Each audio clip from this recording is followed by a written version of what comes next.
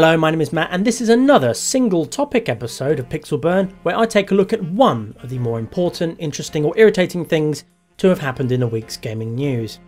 Can you guess what it was? Here's a clue, it's in the title. The news that garnered the most furious reaction this week was when Valve announced they're letting PC game modders charge money for mods delivered through the Steam Workshop. Starting with mods for The Elder Scrolls Skyrim, possibly one of the most modded games in existence and now the first game on Steam with an open market for fan created content. Under Valve's new scheme, modders will get a percentage of the price they set for their mods, with the rest going to Bethesda and Valve. In the words of Valve themselves, "We think this is a great opportunity to help support the incredible creative work being done by mod makers in the Steam Workshop.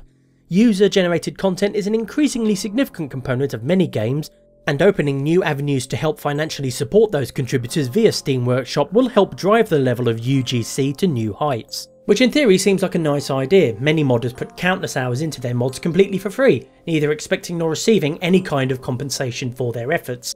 So a method that's able to incentivise and reward them for that sounds like a great idea. I mean, who could possibly object? Well, modders themselves for one thing. Like this one, who in a passionate open letter to the community outlines some of the significant problems with Valve's new scheme. Aside from things like making modder a dirty word overnight, dividing the PC gaming community, and encouraging an influx of lazy nickel and dime mods charging people 50 pence for a shitty magic sword, there was also the risk of people taking other people's mods and putting them up for sale on the workshop. Yeah, guess what happened in the first 24 hours of the scheme going live? Yep, Valve's brand new idea has already had its first casualty, that being a fishing mod for Skyrim called Art of the Catch by a modder named Chesko. Chesko was invited by Valve to take part in the rollout of the new scheme about a month and a half before it went live, and while he knew there would be a backlash, he believed it was an opportunity to take modding to the next level. Specifically to create a greater incentive for mods like Falscar for Skyrim, an astounding achievement that adds an entirely new landmass with 20 to 30 hours of gameplay, 26 quests, new items, a new soundtrack, and all new dialogue fully voiced by a cast of 30 professional and semi-professional voice actors, all put together by a single person. Anyhow, as the deadline approached, Chesko found himself stuck with a lot of questions about using other people's assets in his mod. In this case, a custom character animation from a free mod called Fora's New Idols for Skyrim. Chesko asked Valve to clarify what was and wasn't permissible for paid mods, and was given the following response. Having mod A depend on mod B is fine. It doesn't matter if mod A is for sale and mod B is free, or if mod A is free or mod B is for sale. Basically, Valve was saying if it's out there for free, help yourself, so long as we still get our cut. Or in layman's terms, condoning theft. Needless to say, this borrowing was swiftly discovered, although the ending isn't quite as bad as you might expect. Chesko removed the mod from Steam Workshop himself, and he and Fours have since smoothed things out between them. Chesko's career as a paid modder has effectively been shot in the gut, however, and he has since declared he will be leaving the Steam Workshop behind. And that's just one example of the whole thing going tits up straight out of the block. The veritable tip of an iceberg of solid piss, if you will. I haven't even touched on the revenue sharing model, which only gives modders 25% of the money from sales, with the rest going to Valve and the developer, in this case Bethesda. Which brings me to one of my main problems with the program. Now, I accept that Valve gets some sort of cut for providing the distribution platform, which according to details provided here by Nexus Mods founder Robin Scott is only 35% by the way, and not the 75% some people have reported. As for developers however, who get 40% of the overall cut, well, I'm going to catch hell for this, but I don't believe they should directly profit from the hard work of modders. What? I hear you cry. Outrageous! How dare you! Without the developers' hard work and resources, these parasitic modders wouldn't even have anything to work with. Why should they make money off someone else's property? I said not directly, because I still need to buy the games in the first place to play the fucking mods. It's not rocket science. However, aside from DLC and patches, my transaction with the developer ends there. How I then choose to personally experience the game after that is nobody else's fucking business but my own. Sure, mods can't exist without games, but in some cases it's mods that drive sales of a game. How many more people would own a copy of Arma 2 if it weren't for the original DayZ mod? And Cities Skylines has thrived to become the #1 city building game, eclipsing the venerable SimCity, in a large part due to Paradox's healthy attitude towards community modding. Hell, there's even a bloke making a living through Patreon creating mods for it.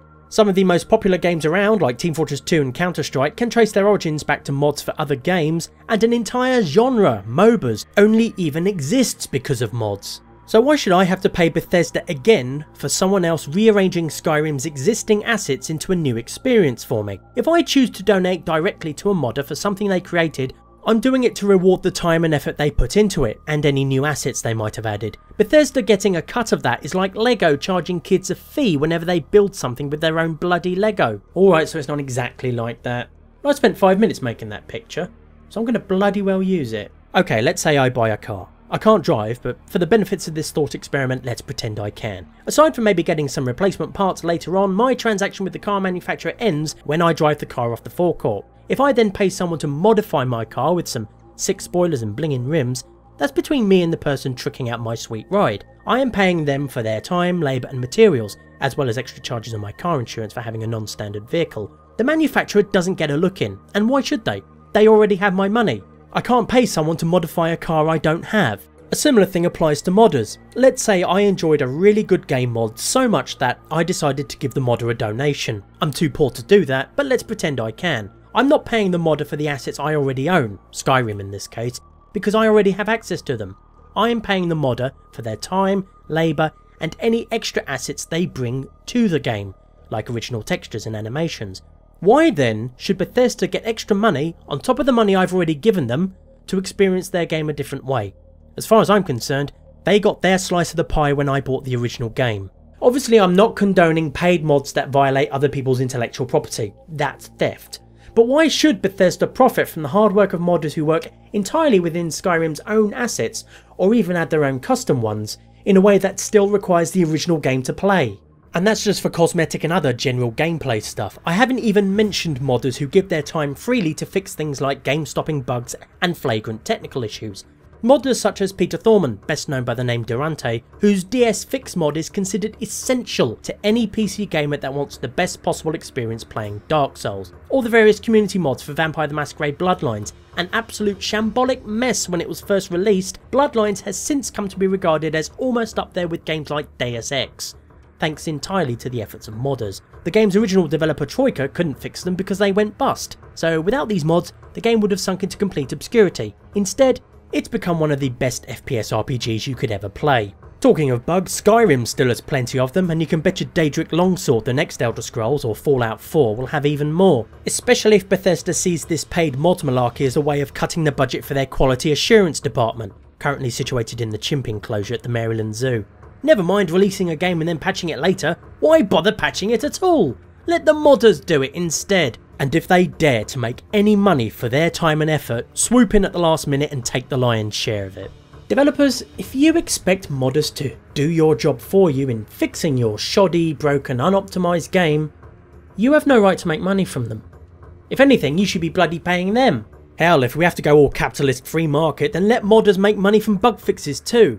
Or not if they don't want to. I mean, if a developer can't be asked to fix a glaring issue in their own poxy game but someone else can, quickly and simply, why can I not reward that person for providing a service? Yeah, let's add some competition to the proceedings. That way, if a developer doesn't want people profiting from their mistakes, well, they can bloody learn to fix those mistakes faster. As you can probably tell, I'm firmly on the side of the modders in this little debacle. But what about the players? Well, we get screwed as usual. But it's not all grey clouds, tears and sad piano music. Of course, this will lead to the Steam Workshop being cluttered up with a tidal wave of nickel and dime garbage, which the current system actually incentivises over larger, more professional projects similar to the Falscar mod I mentioned earlier. On the other hand, it does finally recognise modders for what they really are, developers of a kind, and provides them a greater incentive to make stuff that's actually worth your pennies. And people will still release free mods. New modders will have to, in order to build up their reputation, if they want people to fork out for their 100+ hour fully voiced custom passion projects later on. So as with many of Valve's experiments, this is a nice idea in theory. As of right now, the system requires extensive restructuring to be friendlier to both modders and players alike. These aren't just teething problems, this is someone born with their entire jaw missing. Valve are already paying close attention to the situation however, for in the wee hours of Saturday night UK time, Valve CEO Gabe Newell himself arrived at Reddit, fresh from having eyeball surgery. Eyeball surgery, my one horror weakness, along with spiders. to answer people's questions and concerns about the new program and, in his own words, make sure they were pissed off for the right reasons, as well as confirming that Valve will be adding a pay what you want option for modders with a minimum of 0%. Gabe also revealed Valve have so far made only $10,000 from the program, or 1% of the cost of the furious emails it's generated for them. The situation is still ongoing and will likely continue to do so for an arse-aching length of time. It's a complex and divisive issue with no easy answers, and certainly no answers that will satisfy everyone. At the very least, it needs an option for the customers to decide how the revenue is distributed between developers and modders. While I personally believe more sales and a stronger community should be all the incentive a developer needs to include mod support in their games, I'm also a firm believer in options. So if people want to pay developers again, they should be given the option to do so. For the same reason they should be able to buy a $10 golden potato. It's their money. Whether you're a modder, a developer or a player, let me know what you think about all this in the comments section below. As for me, I'm going to go learn to make some shitty 3D sword models so I too can rake in some mad fat ducats on Steam. That's all for this episode of Pixel Burn. If you liked it, then please do let me know by clicking the requisite button down below, and let your friends, family and Gabe Newell know as well. At the very least, I hope you found it tolerable.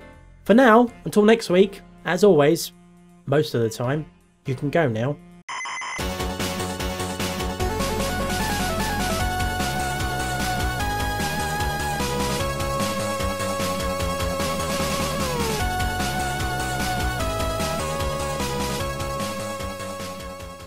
So a method that's able to reward modders for all their hard work sounds like a great idea. I mean, who could possibly object? Ruin the scene. Get out. Get off the set. You're fired. You're fired from being my cat.